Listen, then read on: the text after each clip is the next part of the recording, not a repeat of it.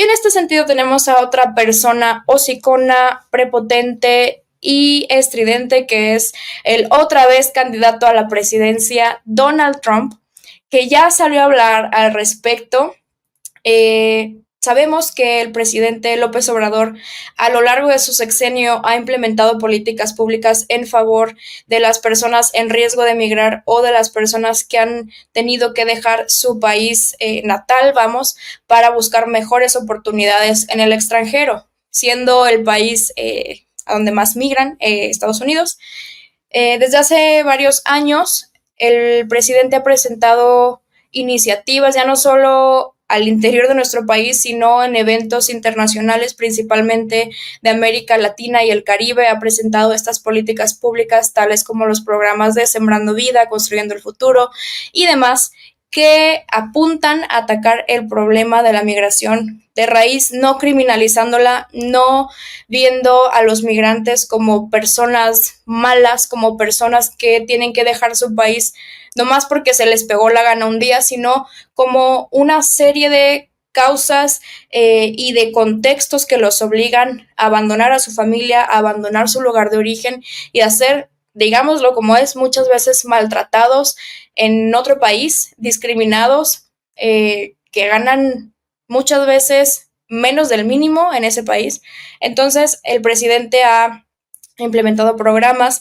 Recientemente las redes sociales estallaron porque se presentó en la conferencia mañanera, bueno, que ya ahora dice Lorenzo Córdoba que se debe de llamar matutina, pero es la mañanera, un programa que se está implementando con personas que han sido vamos a decir, repatriadas o que se les ha regresado a su lugar de origen en países como Venezuela, Colombia y otros países de Latinoamérica, y se les está apoyando por parte del gobierno federal de la administración actual. López Obrador les está dando $110 al mes por 6 meses por regresar a su país de origen, y que esto es una manera como de ayudarles a que encuentren mejores condiciones, y quiere que se comprometan todos los países involucrados, básicamente, incluyendo, por supuesto, a Estados Unidos, que es el país más interesado en que se detenga la migración, por el amor de Dios. Bueno, pues esta persona, Donald Trump, ya se pronunció al respecto.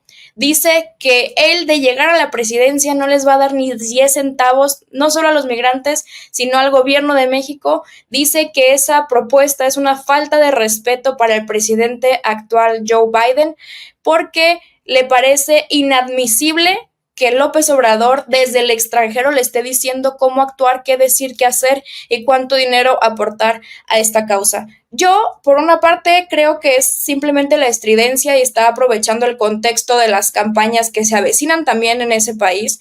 Es su personaje, es lo que le ha funcionado. Raro, porque creo que ya debería de haberle quedado claro el poder que tiene el electorado de nuestros connacionales que viven en Estados Unidos, pero creo que es en parte el personaje, porque lo hemos visto cómo se le cuadró en su momento a López Obrador.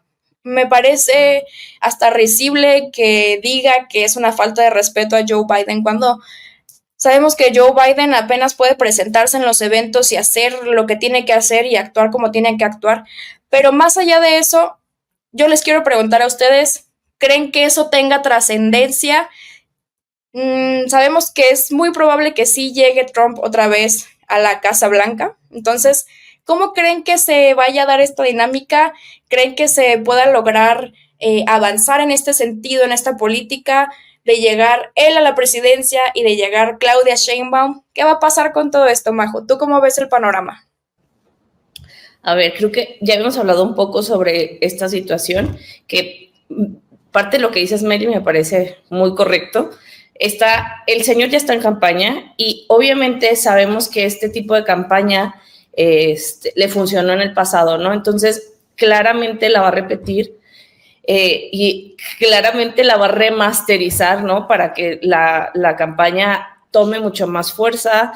La gente que escucha este tipo de discursos y que los aplaude, obviamente lo va a seguir aplaudiendo y le va a seguir comprando esta idea, ¿no? De que los migrantes son los causantes de los problemas de Estados Unidos. Entonces, él está jugando un papel que me parece que, igual que la vez pasada, cuando entró a gobernar, cambió muy drásticamente, ¿no? Este papel o este discurso, y justamente cuando López Obrador y Trump coincidieron en ser presidentes, pues se firmó el Tratado de Libre Comercio, hubo hasta cierto punto conversaciones para los dos países, que al final Donald Trump, quiera o no, está ligado completamente a México y México a Estados Unidos. Entonces tiene que haber una relación, la tiene que haber, y además es que a mí me parece que lo que dijo el presidente tiene mucho más lógica de lo que está diciendo Donald Trump al decir, ok, no quieren más migrantes, vamos ayudando a los países que tenemos el problema para que dentro de estos países no haya tanta migración, porque va a haber condiciones. Y este es el discurso que da el presidente López Obrador, y les está diciendo, no quieren migrantes, vamos haciendo algo para que se reduzca esta cantidad de personas y tengan una vida digna en sus países de origen. Hay estudios mundiales en donde se dice que las personas, si pudieran tener las condiciones dignas en sus países, jamás migrarían, ¿no? El hecho de que migren es por situaciones ajenas, en donde claramente tienen unas violencias importantes, feminicidios, etcétera, etcétera, ¿no? Entonces, bueno, a mí me parece que si les están dando opciones, ¿no?, como para ayudar a los migrantes, y aún así no quieren nada, solamente quieren reproducir un discurso de odio. Entonces, me parece más bien que el tema que está tomando Donald Trump ya es un tema muy de campaña, y ya se está yendo más bien con el voto electoral para poder ganar más electores, y ya las campañas ya empezaron, ¿no?, en Estados Unidos. Yo espero que, como la vez pasada, se vuelva a calmar el tema cuando esperemos no llegue a ser presidente, pero lo vemos muy cerca, y pueda tener una relación cordial con la que ya sabemos que va a ser la presidenta de México, la doctora Claudia Sheinbaum, ¿verdad? Así es. Oigan, aquí llegó alguien, yo nomás quiero que se aclare esto. Dice Danilo Mercado, hola, amor. Yo preguntaría cuál de las cuatro. Para no pelearnos, principalmente. Bueno. Ay, perdón, tenía que decirlo. Yo sí. ¿Tú qué crees que vaya a pasar? ¿Crees que sí sea como este personaje, como apuntamos Majo y yo? ¿Crees que sea nomás la estridencia y como que reanimar a sus fans que tiene por ahí en el mundo, que digan, miren, sigo fuerte, sigo siendo la misma persona, aunque me atacaron con todos los demócratas, no me suavizaron? ¿Crees que sea nomás esto o que sí la vaya a cumplir? Pues mira, yo creo que al final de cuentas, como bien lo mencionan, están a mitad de campaña. Creo que tristemente este discurso va a causar un efecto Milei, como en Argentina, que después de tener un gobierno que tuvo sus fallas, que Estados Unidos sabemos que ahorita está en una crisis bastante fuerte, la gente está molesta, ¿no? Y está buscando culpables, y este señor sabe que con ese discurso de odio, con ese discurso conservador, pues va a acatar a todas esas personas que están molestas, porque cuando hubo la alternancia, pues psicológicamente o mentalmente puedes decir, no, pues nos equivocamos, ¿no? En haber cambiado, ahora sí que de manera de gobierno. Entonces, por supuesto que va a capitalizar ese tema. Yo quiero pensar que sí va a ser como en el pasado con el presidente López Obrador, que se lograron algunos acuerdos. Igual la doctora Claudia Sheinbaum es una persona sumamente firme en sus convicciones, que va a buscar, y es una mujer de acuerdos, que va a buscar el bienestar para todas y todos los mexicanos, y en este caso de los latinoamericanos, porque también el público al que le está hablando Donald Trump, que es esta gente conservadora privilegiada de Estados Unidos, que a lo mejor no tiene contacto directo con la gente migrante y no puede empatizar, o más bien, sí, directo, por decir, porque sí conviven con ellos, pero no están ligados con ellos, por ende no pueden empatizar, y se compran este discurso de que los problemas que hay allá son por culpa de los migrantes, cuando al contrario, o sea, si se ponen a analizarlo, es que no es lo mismo migrar a otro país por necesidad que migrar por gusto, que es lo que vemos ahorita en México con el tema de la gentrificación, y que eso es lo que ven ellos de migrar, ¿no? De ir a ocupar espacios a otros países que por su lado lo hacen por comodidad. En Latinoamérica lo hacen por necesidad en la gran mayoría de las ocasiones, y no ven que el que ya no haya migrantes, yo quisiera ver un Estados Unidos sin ningún latino, a ver qué es lo que hacen, porque se les olvida que, bueno, lo más bien lo quieren ignorar, que los latinoamericanos van y son mano de obra barata en Estados Unidos, y van y hacen los trabajos que absolutamente nadie quiere hacer. Hay que recordar lo que pasó hace unos meses en Florida, cuando pasó toda esta crisis y que los migrantes ya no pudieron trabajar. Veíamos videos que eran memes andantes de los gringos queriendo hacer los trabajos que hacían los latinos, y no les salen porque hay cierta gallardía, empuje, ganas de salir adelante del mexicano, del latinoamericano, que hace que pues hagan cualquier trabajo de una manera extraordinaria, y que los migrantes son los que sostienen ese país. Por más que les duele y por más que no lo quieran aceptar, los migrantes sostienen a Estados Unidos. El día que no haya un solo migrante en Estados Unidos, que esperemos que en algún momento lleguemos a ese punto donde nuestros países latinos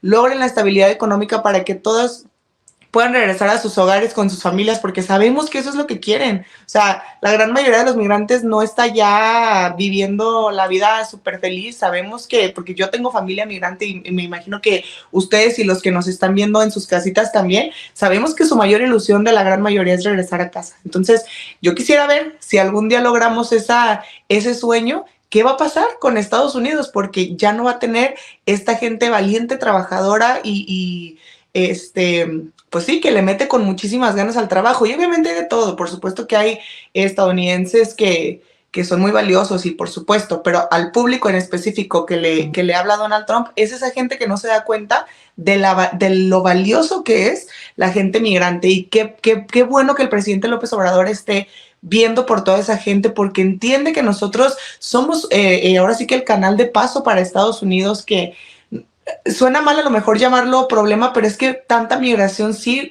empieza a resultar un problema de trabajos, cada vez más desigualdad, de espacios. Vemos mucha gente, por ejemplo, aquí en México, también en situación de calle porque viene de otros países. Entonces, el presidente sabe y entiende que es un problema que hay que atacar de fondo y que hay que apoyarlos, ¿no? Para que puedan tener una mejor vida en sus países. Y como dices bien al principio, Meli, si este señor tanto quiere que no haya migración, entonces que ponga su granito de arena para tratar de solucionar el problema de fondo, y no con estas propuestas súper drásticas que pone de repente, como cuando traía su tema del muro, ¿no? Claro, es que me parece que es una de estas personas que para cada solución tiene un problema, ¿no? Quiere solucionar la migración, se le presenta una estrategia muy compleja y muy completa y no le gusta. Quiere solucionar tal cosa y no le gusta. Entonces yo creo que es simplemente no salirse de su personaje, de su narrativa, de señalar los problemas y no aportar desde su trinchera lo que le toca, porque pues si vuelve a ser presidente le va a tocar resolver este tema, ¿no? Y más si lo está usando de estandarte en su campaña, otra vez.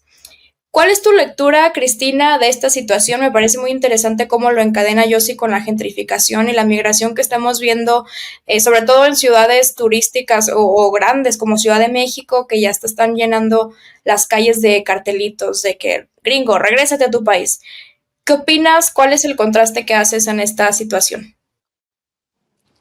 Primero se me hace como algo padrísimo lo que está pasando en Mazatlán, ¿no? Y lo pondría como un ejemplo que viene mucho al caso, porque al final del día las personas de Mazatlán aman la banda, le gusta a quien le guste, ¿no? Entonces, me parece muy importante lo que hicieron en ese estado, donde dijeron, bueno, si no te gusta, entonces, chao, ¿no? No tienes nada que hacer aquí.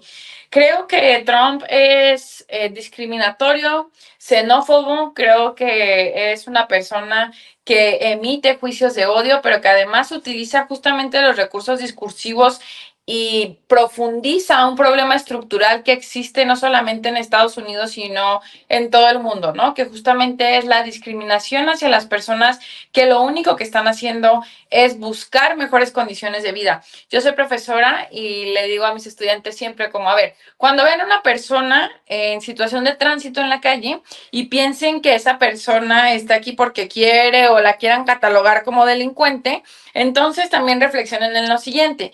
Si ustedes hoy se levantan y lo que dicen es, dejo todo en mi país, me voy a probar suerte a otro, además voy a tomar un tren donde tal vez pierda la vida o voy a cruzar por el río para ver si es que sobrevivo a esa situación o si es que no me balacean en el intento para poder vivir como vacaciones, ¿no? Porque a veces me parece que es tan falta su realidad, tan falta también su pues concepción de lo que ocurre realmente no solamente en México, sino en América del Centro y en Sudamérica, porque claro, no es que las personas quieran migrar necesariamente, ¿no? En algunos casos sí, pero hablando específicamente de las personas en situación de tránsito que lo hacen por necesidad, discúlpame, pero pues Trump, estás mal de la cabeza, ¿no? Y tampoco es como que vivan muy bien allá. Platicando con una comunidad de personas migrantes me decían, claro, pero es que lo que no entienden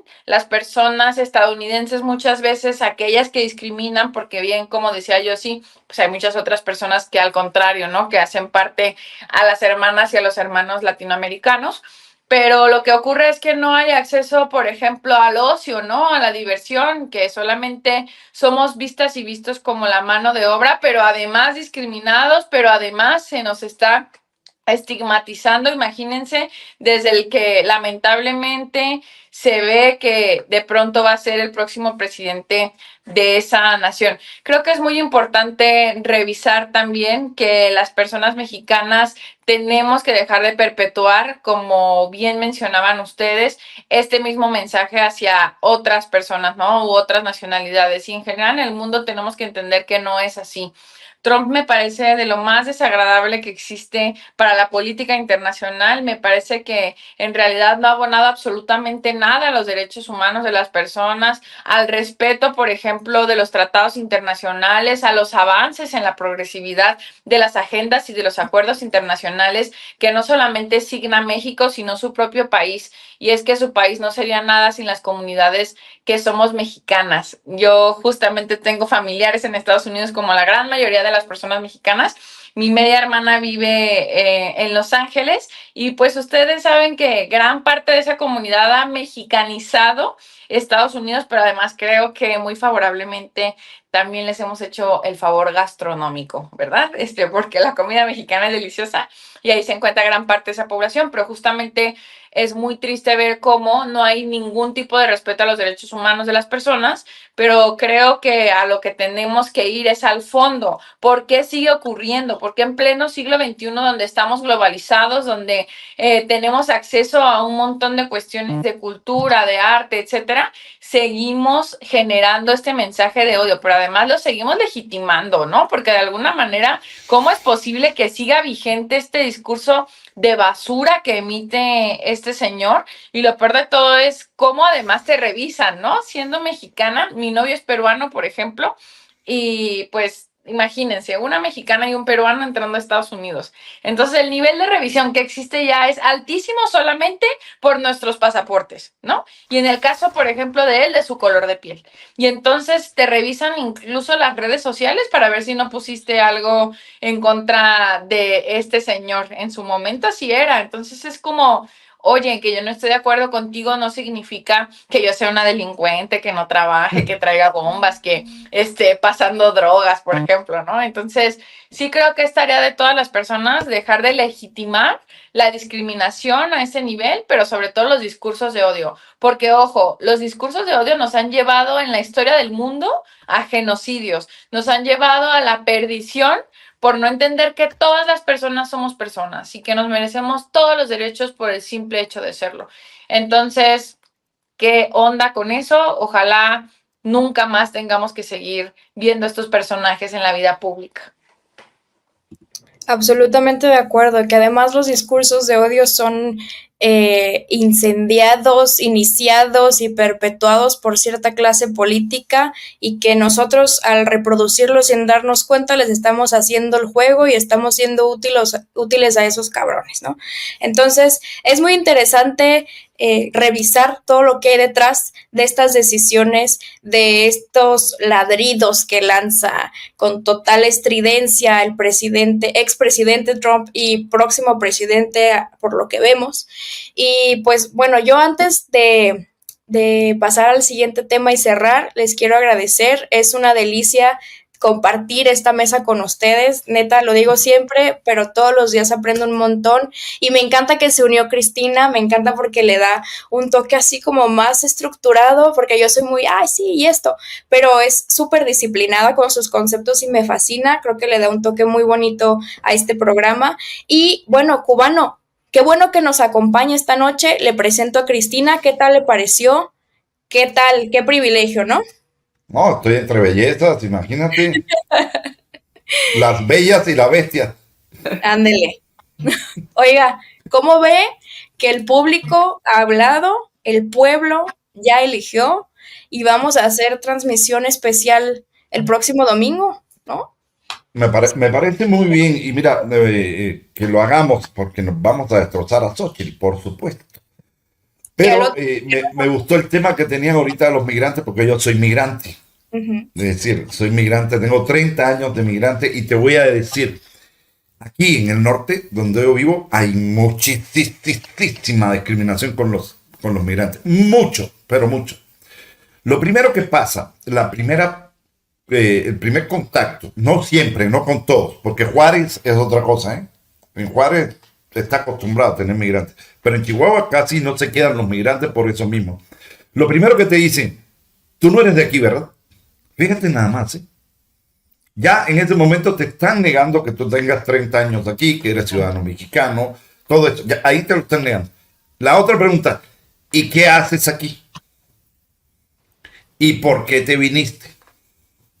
¿Y cómo te viniste? Es decir, es una serie de preguntas que parece un interrogatorio de migración. Sí, oye, ¿y tú no vienes? Me han comentado a quitarle el trabajo a los mexicanos.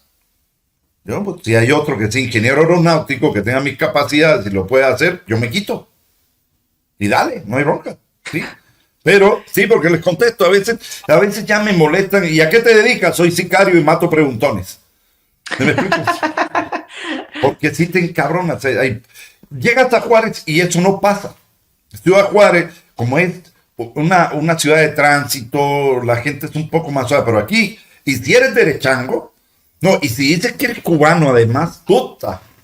Fidel Castro es un tirano, allá se están muriendo de hambre, se comen a los niños, los enlatan. Es decir, una cantidad de barbaridades y desconocimiento que simplemente repiten lo que oyen. Y eso es lo que exactamente pasa en Estados Unidos. Acuérdate que el pueblo más despolitizado de la humanidad, de la Tierra, del planeta Tierra y todas las galaxias circunscritas a este mundo, son los gringos.